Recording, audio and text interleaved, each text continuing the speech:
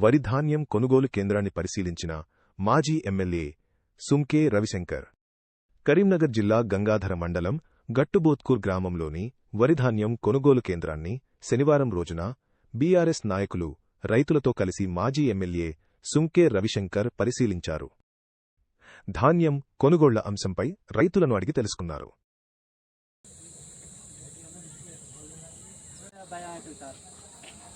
మొన్నగా మన పెదవలసి బట్టలు తడిచాయట కదా, దీన్ని అందరూ స్టార్ట్ చేసిరా?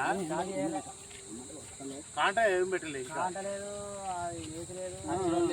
16 రోజులు 20 రోజుల నుంచి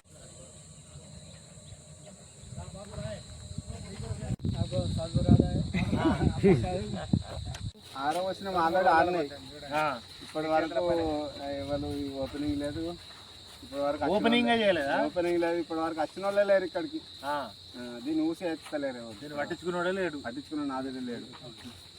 మరి ఎట్లా రేపు అడిగినా రేపు ఎల్లుండి ప్రభుత్వం వాళ్ళతో మాట్లాడి ఏదో ఒకటి చేసి దీన్ని కొనాలి. కానీ మరి కొనకపోతే ఏమైందంటే, నేను ఎమ్మెల్యే ఉన్నప్పుడు నెల రోజుల ముందు 2 నెలల ముందు రివ్యూ పెట్టి రైస్ మిల్లర్లను, లారీ అసోసియేషన్లను, ఐకేపీ వాళ్ళను, ప్యాక్స్లను అందరూ పిలిచి రివ్యూ పెట్టుకొని మీరు ఇట్లా ధాన్యం పోసుడు మార్చరచ్చుడు ఆల్సిన లేదు కొంటిమి కొన్నారు. అప్పుడు మరి ఇప్పుడు అట్లాంటి పరిస్థితి లేదు. ఇప్పటి వరకు ఒక రివ్యూ పెట్టలే, మంత్రి పెట్టలే, ఎమ్మెల్యే పెట్టలే, కలెక్టర్ పెట్టలే, ఎవరు పెట్టలే. ఇప్పుడు పెట్టలేదు, దీని జోలే లేదు, అట్లా జోలే లేదు. అందుకే వాడు రైస్ మిల్లర్ పెట్టాలి. ఇప్పటికైనా ప్రభుత్వం చర్య తీసుకొని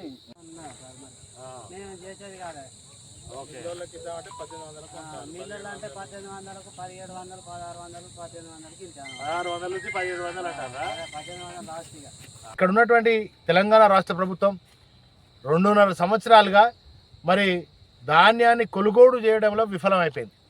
ఇది ఒక అసమర్థ ప్రభుత్వం, దద్దమ్మ ప్రభుత్వం. ధాన్యాన్ని కొనుగోలు చేయలేని ఒక దద్దమ్మ ప్రభుత్వం ఇవాళ తెలంగాణ రాష్ట్రంలో రేవంత్ రెడ్డి గారు సర్కారు నడుస్తూ ఉంది.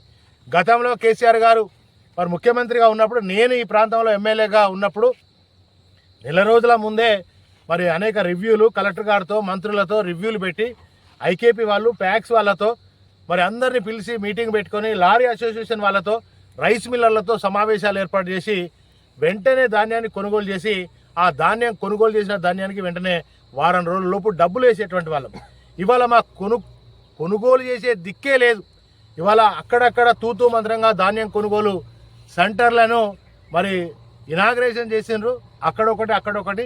కానీ గట్టుబూత్కూరు లాంటి ప్రాంతంలో ఇప్పటికీ ఒక మనిషి కూడా వచ్చినటువంటి పరిస్థితి లేదని చెప్పి మరి రైతులు వాపోతున్నటువంటి పరిస్థితి వచ్చింది. కనుక ఈ రాష్ట్ర ప్రభుత్వం, ఇక్కడ ఉన్నటువంటి శాసనసభ్యుడు ఒక రైతు మిత్రుడు మాట్లాడుతున్నాడు. ఆయన ఎక్కడ ఉంటాడో తెలియదు సార్, ఆయన లేడట, హైదరాబాద్లో ఉన్నాడట.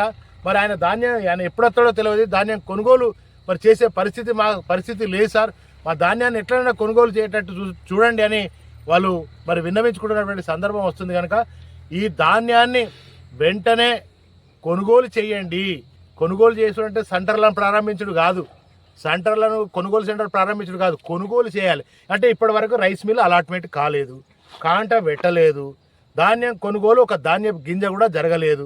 ఎప్పుడు కొంటారు? ఇంకా 20 రోజులు అవుతుంది. 20 రోజులుగా ధాన్యాన్ని ఆరబోస్తూనే ఉన్నారు. మళ్ళా ఎక్కడ దెబ్బన రాత్రి వర్షం వస్తుందని దాన్ని కప్పుతూనే ఉన్నారు.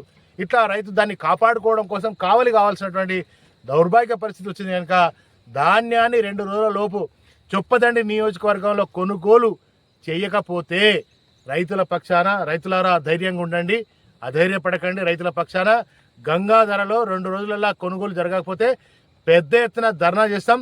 ధాన్యం కొనుగోలు చేసేదాకా మిమ్మల్ని వెన్నంటి పోరాడుతాం.